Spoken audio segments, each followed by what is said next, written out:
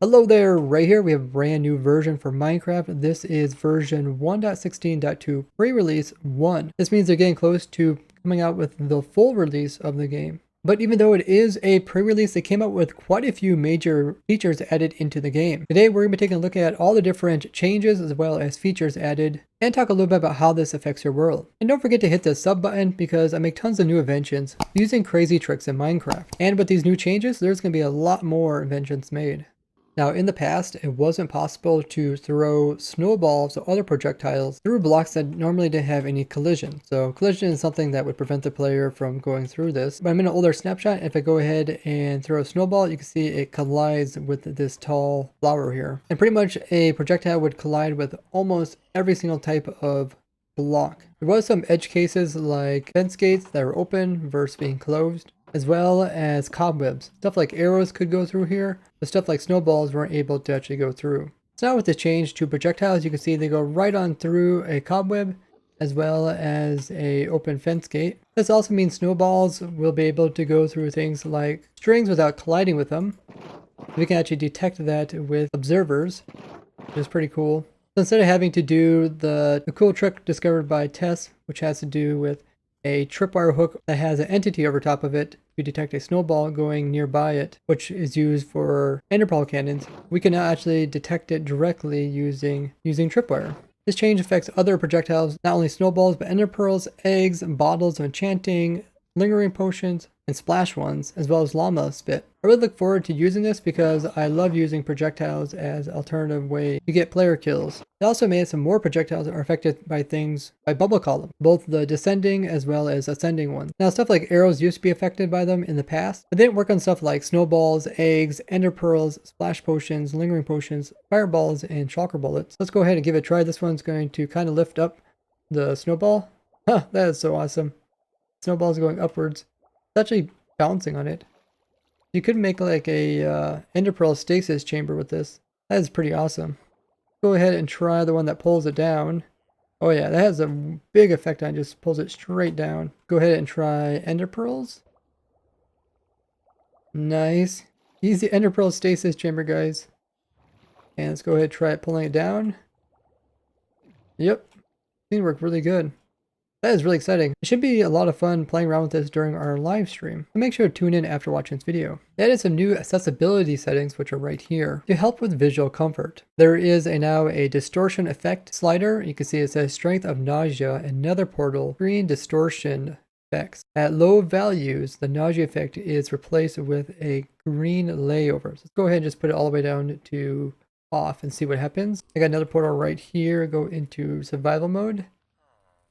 And yeah, I mean, you can see like the visuals are still there. You can still see the purpleness and it kind of changes colors and it gets more prominent, but the swaying back and forth thing is no longer there. So like you can easily point towards a block, say, hey, I want to break that block. And you could click on it. And that's one thing, like when people like portal trap nether portals, it's very difficult to kind of know where you're walking with this distortion. Let's give ourselves nausea. Okay, yeah, it's slowly creeping in. Rather than the whole screen like swaying and stuff, you can see it just kind of creeps in with the green around the outside. I find that a lot more comfortable than the whole swaying part. Another option is the field of view, FOV, or effect. Controls how much the field of view can change with speed effects. Let's give ourselves some high speed effect. This is normally what it looks like, and let's go ahead and change it all the way down to off. And yeah, it just goes back to pretty much normal view range, so you don't really see anything too far out beyond your right or left. I kind of like that. It makes you feel like you're doing some super fast movement. It is kind of annoying when you're like starting and stopping a lot. The whole screen is like shifting very fast. They added a new feature there's a new feature added in this snapshot, which is chains can be alternated in all directions. So we can go this way, we can go this way, and of course the default, which was up and down. This is pretty awesome. So you can do a lot more unique aesthetics things, like having chains pull the stuff from the sides rather than just up above. This also means we get a brand new unique height for a block, and this is height 0.59375. Because chains have a unique block size from the side, they also have it from when they're laying horizontally. So I'll have to remember to add it to this document where we're keeping track of all the different sizes of blocks in the game. And I'll link it down below for you guys. The next new feature they added is that Endermen will no longer place their blocks that they're holding on top of a bedrock block. This is because Endermen would often get on top of the Nether ceiling because somebody had built something up here, and then they would pick up blocks from other areas and then just start placing them down up here, allowing mobs to start spawning up here, including gas, which would then start blowing up people's stuff. Next feature that they added is Piglins will get mad if a player destroys a chest minecart. Now, I'm not sure why they added this, but let's go ahead and break it, and you can see these guys are now mad at me, despite me having a gold helmet. Maybe they're going to eventually add chest minecarts in with some like loot in it or something like that. Maybe they're just trying to keep it consistent. And they also become mad if you look inside the minecart. I guess they're just trying to keep it consistent with the normal chests that they get mad about. Now they made a change to villagers and their professions. They will lose their professions if they move between dimensions. So he had a profession, now over here in the overworld, he no longer has it. But if you go ahead and do one trade with these guys, and then they end up going into another dimension, they will still keep their trades. So long as you do a trade, you'll be fine. But this can be useful in order to make villagers lose their trade without destroying their workstation. You want to do some kind of cycling where you constantly are able to send them to another dimension and bring them back until they get the right type of trades they're looking for. This would be a new way of doing it.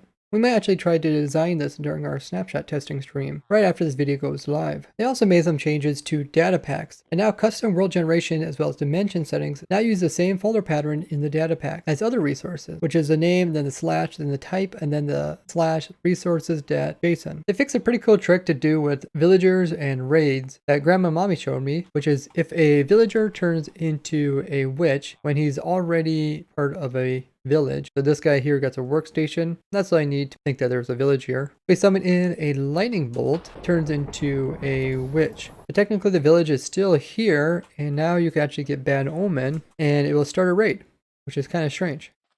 And when the raiders would get here, they would not be able to kill the villager or the village because the villager is actually a witch and they don't try to go after witches. So it's kind of like an impenetrable village that could never be destroyed. Now, I never actually use this in any of my raid farms because it's just as easy to box in the villagers so they can't get to them. Now in the past, if you had a zombie villager inside of a minecart and you went ahead and cured it, when it would turn into a villager, what it would do is actually summon in a new mob and then it would get rid of the old one. This means that if it's inside of a minecart, it would pop out of the minecart and would be able to escape.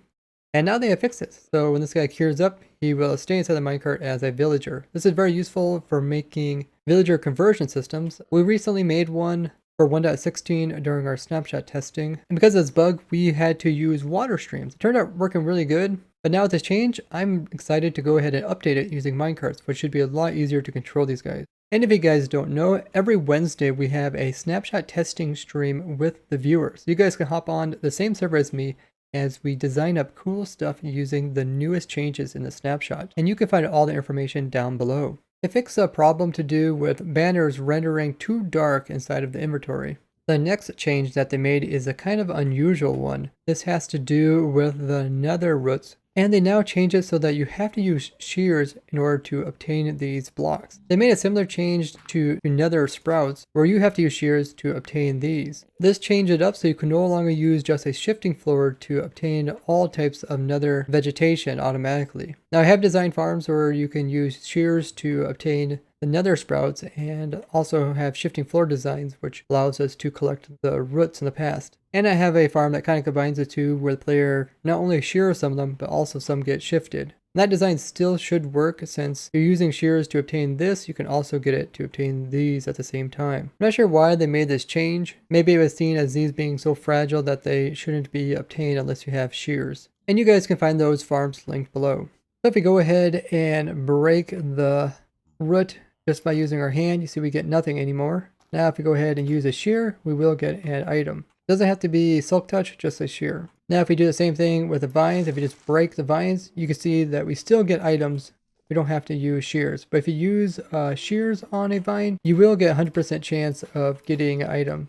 So it is useful. The next bug that they fixed has to do with soul speed not working if there's different blocks sitting on top of the soul sand or soul soil. So when there's blocks like slabs on top of soul soil, or like cakes, or 3 layers of snow, it wasn't giving the soul speed effect. Now we can compare this behavior with other things that give you unique effects when standing on top of it, such as like slime. Like slime is slow when you walk on top of it. If you go on top of a slab that has slime right underneath of it, you can see it is kind of slow compared to without it. So it's pretty fast over here. Then we can do the same comparison with ice. Here's ice. You can see a slippery effect even though there's a slab between us. So to keep that consistent, they also made it so slabs will give you the soul speed effect when they're on top of it. Now this is pretty useful because you can kind of spawn proof all your soul speed walkways without having to use like carpet like we did on ProtoSky or buttons or other means. One problem we had in the overworld, our carpets kept getting struck by lightning and burning. There was a strange bug that striders would actually suffocate when the player would look upwards. And if the strider was a double stacked one, the one on top would start sinking down into the one below and they would start suffocating. This should now be fixed. Now in the past, you would be able to ride one strider on top of another one. They both had kind of like a collision similar to like a shulker box. This also allowed players to be able to stand on top of striders if they're able to balance properly. They made a change to the strider mob. Now they will attempt to stay inside of lava, as when they're outside the lava, they are considered like cold. They'll be attracted to going back into the lava pools. In the accessibility tabs, there is something called chat delay, but despite it called chat delay, it couldn't actually be found inside the chat settings, so now it's also been added there. They fixed a bug to do with trader llamas when they were tied to fences near each other. Using leads, they would attempt to follow each other in their caravan kind of manner. This would cause severe leg issues, so now we shouldn't see this. Now when you use a crafting table to craft something, you unlock a recipe. This same thing wasn't happening when you would use like a stone cutter to make some blocks, or by using a smithing table to make netherite armor, and they have now added this. Data packs were not able to replace settings of vanilla dimensions during world generation, and now this is possible. They fixed a bug to do with smithing tables and people that made data packs for custom recipes. There was a little bug where if you would double click a stack and if the output here was similar, it would automatically stack over here, but instead of just taking one out, it would take up two. Piglins as well as hoglins and zoglins were having trouble attacking the player if he was invisible. Even if they knew exactly where the player was, like these piglins do, they actually have trouble hitting me at some point, but now they have fixed that. There was a problem to do with villagers not necessarily choosing the workstation which was closest to them, and were sometimes looking at workstations quite far away and trying to obtain those, even though they couldn't get to them. Now this is fixed, so you guys should probably see more consistent villagers linking with workstations that are closest to them. They also fixed lead inconsistencies, the way the lead was positioned on the trader llamas as well as the player. Another bug to do with data packs was that template pools failed to load via data packs. And pools are the things that the structure blocks look for in order to get different structure for different locations. In the recent snapshots, it wasn't possible to get the subspace bubble, which is advancement for using the nether dimension to travel out quite far. So it's been reintroduced in this snapshot. They also fixed a game crash which was occurring where custom mobs were riding each other, and if you would kill one of them, it would crash the game. Now they also fixed another thing to do with the raids, which is the raids could actually go on without an actual win or loss. This was due to villagers actually dying in the raid, but the raid continuing to go on. And then there's kind of a default time where the raid will just end if nothing happens. And even after this time would go by, the raid wouldn't be considered a victory or a defeat, and now it will be considered a defeat if the villagers are killed. Now in the last snapshot, there was a problem where end cities were getting cut off or parts of them weren't generating in. They did attempt to fix this in the last snapshot, but it was still occurring, so they fixed it again in this snapshot. Hopefully you guys won't miss out on any like ships that just get cut off.